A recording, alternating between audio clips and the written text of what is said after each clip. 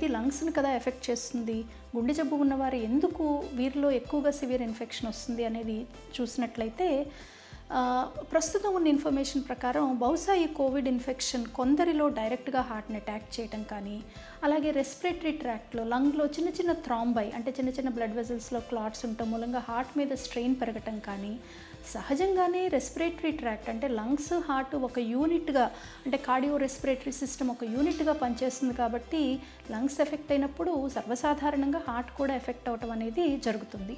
ఏది ఏమైనా కానీ హార్ట్ ప్రాబ్లమ్స్ ముందు నుంచి ఉన్న వారిలో ఇన్ఫెక్షన్ సివియర్గా ఉండే రిస్క్ అనేది ఉంది కాబట్టి మనం కొంచెం జాగ్రత్తలు అంటే హార్ట్ ప్రాబ్లమ్స్ ఉన్నవారు ఇన్ఫెక్షన్ రాకుండా జాగ్రత్తలు తీసుకుంటే మంచిది. ఇన్ఫెక్షన్ వచ్చే రిస్క్ మాత్రం వీరిలో కూడా వేరే వారిలానే ఉంటుంది. ఈ ఇన్ఫెక్షన్ రాకుండా తీసుకోవాల్సిన జాగ్రత్తలు అనేవి మనం ఎప్పుడూ చెప్పుకుంటూనే ఉన్నాము. సోషల్ డిస్టెన్సింగ్ పాటించడం అంటే కనీసం 3 నుంచి 6 అడుగుల దూరంలో ఉండటం ఒకరి నుంచి ఒకరు, ఫ్రీక్వెంట్గా హ్యాండ్స్ వాష్ చేసుకోవటం, తప్పనిసరిగా మాస్క్ ధరించి కానీ బయటకు వెళ్లకుండా ఉండటం, బయటకు వెళ్ళటాన్ని లిమిట్ చేసుకోవటము, ఇవన్నీ కూడా మనం అందరూ తీసుకునే ప్రికాషన్స్ అనేవి హార్ట్ కండిషన్స్ ఉన్నవారు కూడా తీసుకోవాలి. ఇక ప్రత్యేకంగా ఏం ప్రికాషన్స్ తీసుకోవాలి అంటే హార్ట్ కండిషన్స్ ఉన్నవారిలో వారికి గనక హైపర్ టెన్షన్ ఉన్నట్లయితే సాల్ట్ తక్కువగా ఉన్న డైట్ తీసుకోమని డాక్టర్స్ చెప్తూ ఉంటారు.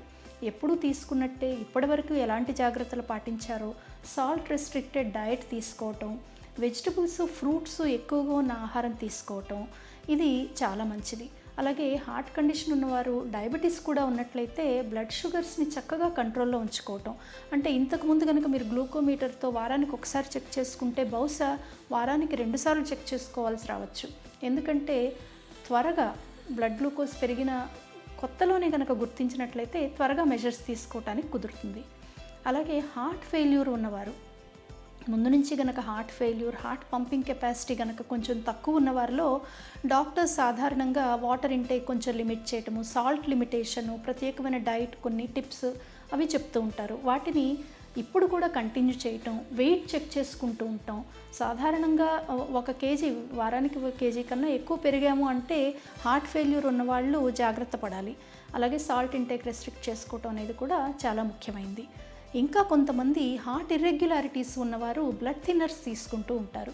ఆ బ్లడ్ థిన్నర్స్ తీసుకునేవారు బ్లడ్ టెస్ట్ ఒకటి చేయించుకోవాల్సి వస్తుంది.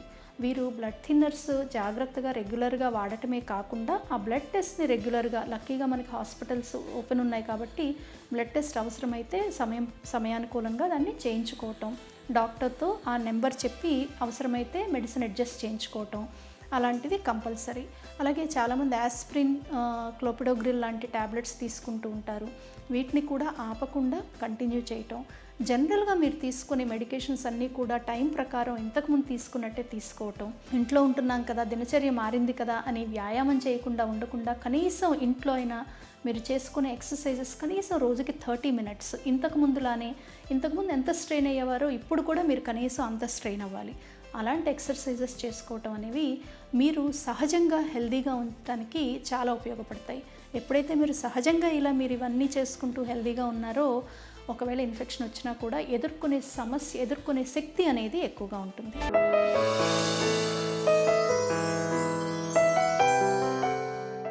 ఈ కరోనా వైరస్ ఎయిర్ ద్వారా స్ప్రెడ్ అవుతుందా లేదా అనేది ఒక పెద్ద చర్చ. దీని గురించి కరెక్ట్ ఎవిడెన్స్ ఇంకా నిర్ధారించలేదు. But corona virus droplet infection ద్వారా స్ప్రెడ్ అవుతుందని క్లియర్ ఎవిడెన్స్ ఉంది. దీంట్లో ఏ మాత్రము డౌట్ లేదు. బట్ ఈ డ్రాప్లెట్స్ ఎంత దూరం స్ప్రెడ్ అవ్వచ్చు, more than 6 feet, more than 1 meter spread అవుతుందా, ఇది ఎయిర్ ద్వారా మనకి స్ప్రెడ్ అయ్యేదానికి అవకాశం ఉందా అనే దాని గురించి చూస్తే కొన్ని ఎవిడెన్సెస్ ఏం చెప్తున్నాయంటే అప్ టు 7 to 8 meters వరకు కూడా స్ప్రెడ్ అయ్యేదానికి ఆస్కారం ఉంది. మనం గట్టిగా మాట్లాడినా కానీ వైరస్ స్ప్రెడ్ ఎక్కువగా ఉండేదానికి ఆస్కారం ఉంది. తుమ్ము దగ్గు ద్వారా కూడా మనం అనుకున్న 1 meter కన్నా ఎక్కువ స్ప్రెడ్ ఉండేదానికి ఆస్కారం అని సూచిస్తున్నారు. బట్ దీనికి కాంక్రీట్గా నిర్ధారించి చెప్పడం అనేది జరగట్లేదు. ఎవిడెంట్గా చూస్తే ఏంటంటే డ్రాప్లెట్ ఇన్ఫెక్షన్ ఏదైతే తుప్పర్ అంటామో తుప్పర్ ద్వారా స్ప్రెడ్ అవుద్దని డెఫినెట్ ఎవిడెన్స్ ఉంది. కానీ తుప్పర్ అనేది కొద్దిగా హెవీ డ్రాప్లెట్, హార్డ్లీ 1 feet కన్నా ఎక్కువ ఎయిర్లో ట్రావెల్ చేయలేదు అనే నిర్ధారణ. సో అది ఎయిర్లో ట్రావెల్ చేయకుండానే ఆ 1 meter లోపలే కింద ఫ్లోర్ మీద పడిపోవడం లేదా వేరే ఆబ్జెక్ట్స్ మీద పడిపోవడం జరుగుతుంది.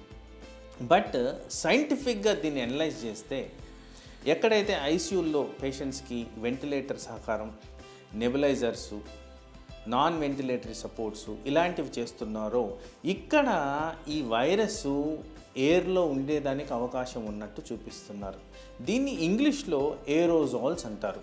అంటే ఈ నెబులైజర్ అనే మెషిన్ పెట్టినప్పుడు అది పొగ ద్వారా మనకి మందు లంగ్స్లోకి అందజేస్తుంది. So it is pressurised air pumping in to the lungs. ఆ ప్రెషరైజేషన్ అప్పుడు ఈ పార్టికల్స్ ఏవైతే వైరస్ పార్టికల్స్ ఉన్నాయో ఇవి ఎయిర్లో స్ప్రెడ్ అయ్యేదానికి అవసరం ఉంది. దీన్ని ఏరోజాల్ కంటామినేషన్ అంటారు.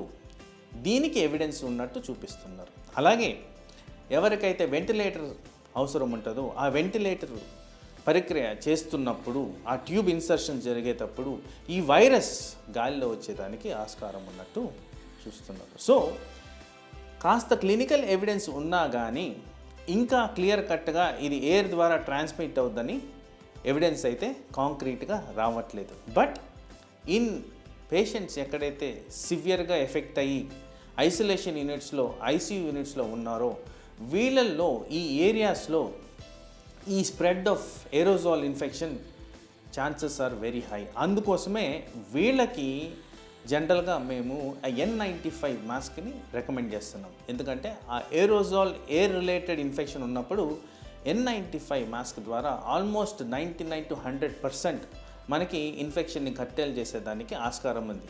ఐసీయూల్లో కానివ్వండి, వెంటిలేటెడ్ పేషెంట్స్, సివియర్లీ ఎఫెక్టెడ్ పేషెంట్స్లో ఉండే ఏరియాస్లో ఏరోజాల్ ఇన్ఫెక్షన్ ఎవిడెన్స్ ఉందని మాత్రం నిర్ధారిస్తున్నారు.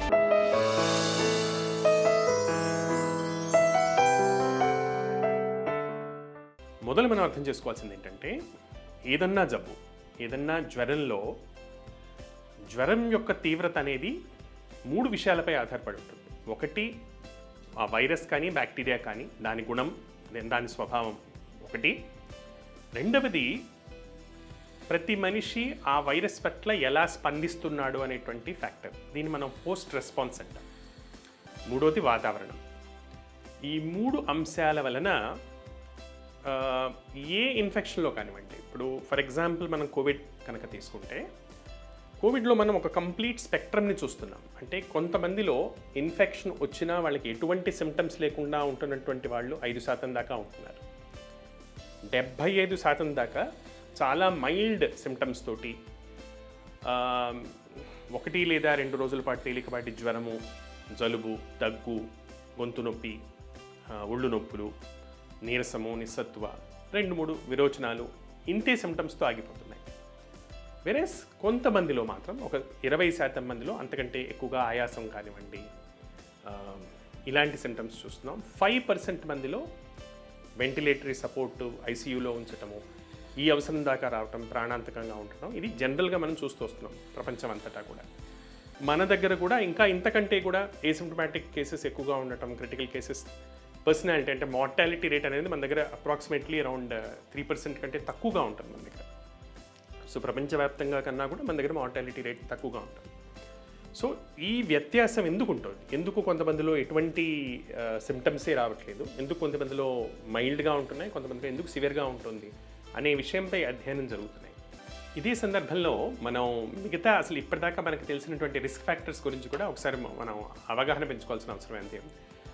ఎక్కువగా కోవిడ్-19 యొక్క తీవ్రత అనేది ఎక్కువగా 65 సంవత్సరాల దాటిన వాళ్ళల్లో, బీపీ ఉన్న వాళ్ళల్లో, షుగరు ఎక్కువగా ఉంటున్నటువంటి వాళ్ళల్లో, అలానే గుండె జబ్బులు ఉన్న వాళ్ళల్లో, ఊపిరితిత్తుల సమస్యలు ఉన్నటువంటి వాళ్ళల్లో, అది స్మోకింగ్ వల్ల వచ్చినటువంటి COPD కావచ్చు లేదా ఆస్తమా లాంటి జబ్బులు కావచ్చు వీళ్ళల్లో, ఇవి కాకుండా ఇమ్యూనిటీ తగ్గేటువంటి మందులు వాడుతున్న వాళ్ళలో, స్టీరాయిడ్స్ కానివ్వండి, ఇమ్యూనోసప్రెసెంట్స్ కానివ్వండి, ఆర్థరైటిస్ ఇలాంటి వాళ్ళ కోసం, లేదా వెయిట్ బాగా తగ్గి మాల్న్యూట్రిషన్ ఉన్నటువంటి వాళ్ళల్లో, లేదా క్యాన్సర్ పేషెంట్లలో ఎక్కువగా మనం చూస్తున్నాం.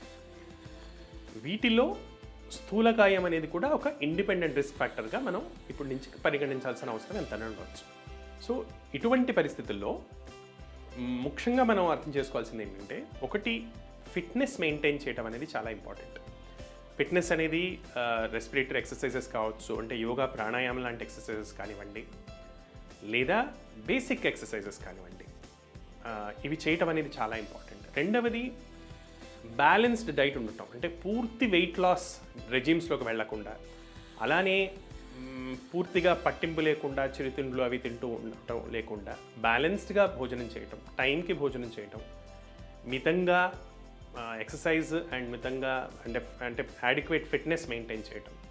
అలానే బిఎంఐ అంటే ఊబకాయం ఉన్నటువంటి వాళ్ళు రిస్క్ జోన్స్కి వెళ్ళకపోవటం, సేఫ్టీ ప్రికాషన్స్ పాటించడం, సోషల్ డిస్టెన్సింగ్ పాటించడం, ఇన్ఫెక్షన్ వచ్చిన వాళ్ళ నుంచి దూరంగా ఉండటం, ఇటువంటివి ఖచ్చితంగా పాటించాల్సిన అవసరం ఎంతైనా ఉంటుంది.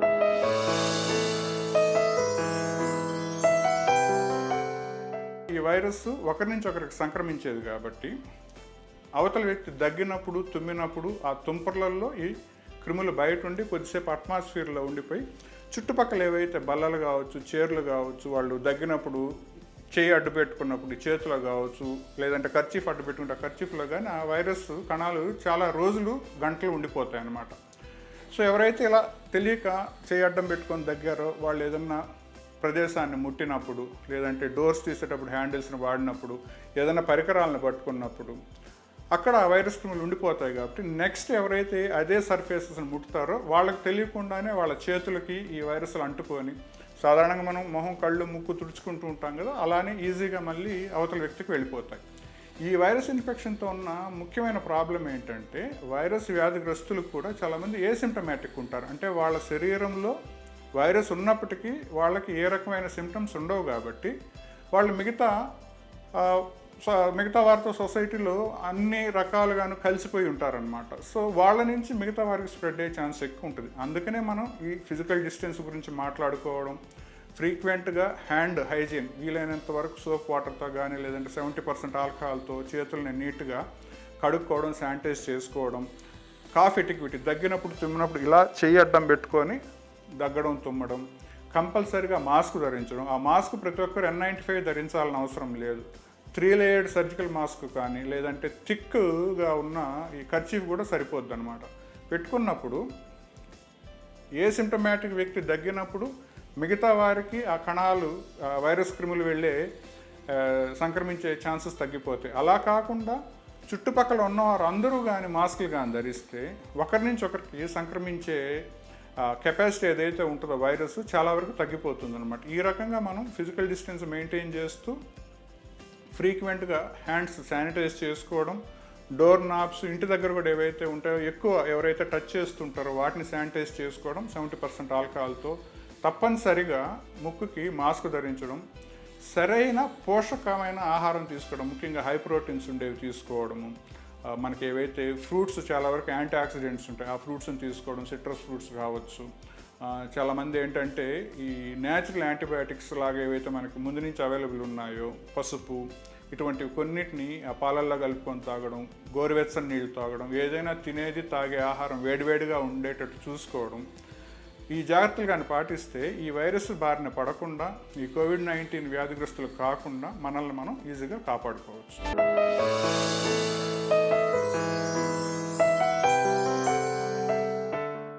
ఇప్పుడంతా కూడా మనకి డిజిటల్ లెర్నింగ్ అయిపోయింది, ఆన్లైన్ లెర్నింగ్ అయింది. సో ప్రతి ఒక్క స్కూలు, అన్ని స్కూల్స్ మూసేశారు కాబట్టి ప్రతి ఒక్క స్కూల్స్ ఆన్లైన్గా పిల్లలకి లెర్నింగ్ ఇవ్వటం అనేది జరుగుతుంది.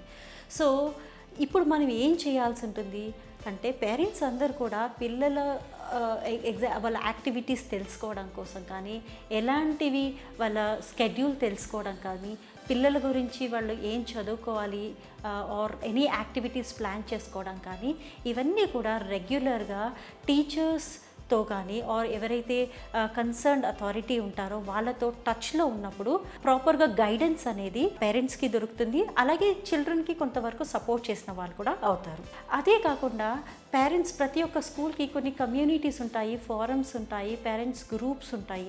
ఇలాంటి గ్రూప్స్లో కూడా కమ్యూనికేట్ చేస్తూ పిల్లల లెర్నింగ్ని ఎంతో వరకు మనము ఇంప్రూవ్ చేసే అవకాశం ఉంటుంది. సో ఎంత ఎక్కువగా మనము ఇలాంటి కమ్యూనిటీస్లో ఇంటరాక్ట్ అవుతూ రైట్ హెల్ప్ తీసుకోగలుగుతామో మనం అదే రకంగా పిల్లలకు కూడా మనం హెల్ప్ చేస్తూ వాళ్ళ లెర్నింగ్లో వాళ్ళకి ఆ ఫ్లెక్సిబుల్ లెర్నింగ్ అనేది, అలాగే దీనికి ఈ చేంజ్కి అడాప్ట్ అవ్వటము పిల్లలకి చాలా కష్టము.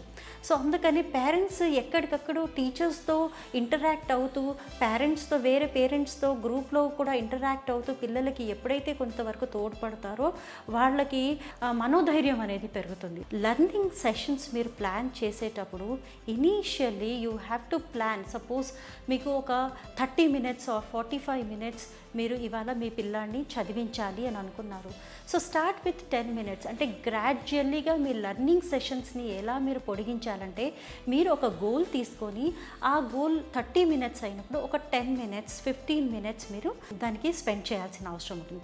అలా గ్రాడ్యువల్లీగా పిల్లలు ఏవైతే రెగ్యులర్గా చదువుకుంటూ ఉంటారో అలాంటి విద్యా కార్యక్రమాలన్నింటిలో కూడా గ్రాడ్యువల్లీ మీరు పెంచుకుంటూ టైంని అప్ టు 1 hour ఆర్ లేకపోతే వాళ్ళు ఎప్పటి వరకు అయితే ఇంట్రెస్ట్ చూపిస్తారో మిక్స్ ఆఫ్ యాక్టివిటీస్ అంటే ఏంటి, కొన్ని ఆఫ్లైన్ యాక్టివిటీస్ అయ్యి ఉండొచ్చు, కొన్ని ప్లే యాక్టివిటీస్ అయ్యి ఉండొచ్చు, కొన్ని లెర్నింగ్ యాక్టివిటీస్ అయ్యి ఉండొచ్చు. ఇవన్నీ ఇంక్లూడ్ చేస్తూ గ్రాడ్యువల్లీగా వాళ్ళ టైంని కొంతవరకు పెంచుకుంటూ దాని మీద వాళ్ళకి ఇంట్రెస్ట్ ఉండి వాళ్ళు చదువుకునేలాగా మీరు చేయొచ్చు.